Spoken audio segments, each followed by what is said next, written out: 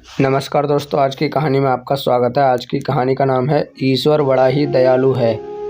बहुत पुरानी बात है, एक राजा ने राजमहल के पास ही फलों के बगीचे का निर्माण करवाया, जिसकी देखरेख के लिए एक माली को रखा। वह माली अपने परिवार के साथ बगीचे की देखभाल करता और हर रोज़ ताज़े फल राजमहल ले जाकर राजा के सामने रख देता। एक दिन माली ने देखा अमरूद, अंगूर, बेर और नारियल पक कर तैयार तो हो रहे हैं। माली सोच में पड़ गया कि आज महाराज को कौन सा फल खाने के लिए ले जाना चाहिए। कुछ देर यूं ही पके फलों को निहारने के बाद माली ने सोचा, क्यों ना आज राजमहल अंगूर लेकर जाएं। उसने अंगूर की टोकरी भर ली और राजमहल में राजा के सामने पहुंच गया।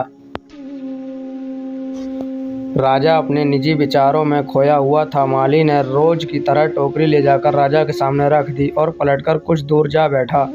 ख्यालों ख्यालों में ही राजा टोकरी से एक अंगूर उठाकर अपने मुंह में डालता और दूसरा सामने बैठे माली की ओर फेंकता, जो सीधे जाकर माली के माथे पर लगता।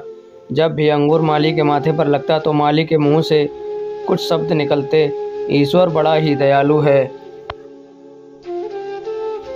राजा हर बार और जोर से फेंकता, माली फिर भी वही कहता, ईश्वर बड़ा ही दयालु है।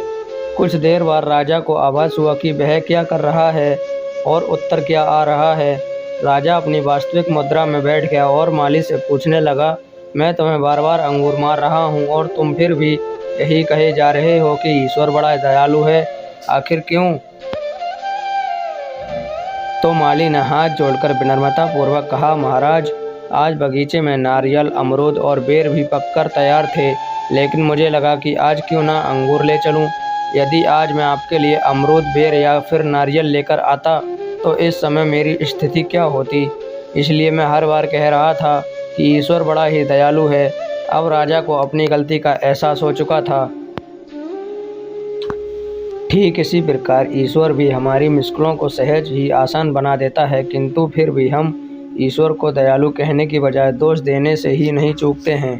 दोस्तों, यह कहानी आपको कैसी लगी मुझे कमेंट करके ज़रूर बताना। धन्यवाद।